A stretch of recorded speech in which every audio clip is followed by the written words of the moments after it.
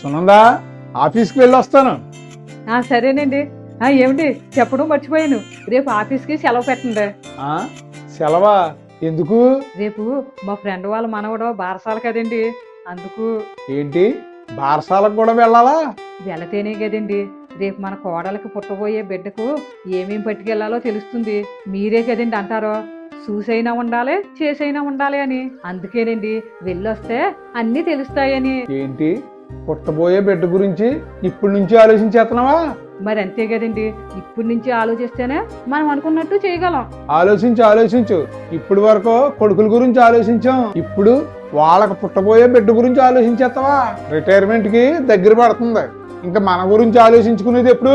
అయ్యో ఇలా అంటారేంటండి, మన బిడ్డల ముఖాల్లో ఆనందం చూడాలంటే ఇలాంటివి చెయ్యాలండి. ఇలాంటివి చేయడమేనండి నానమ్మ తాతయ్యలుగా మన బాధ్యత.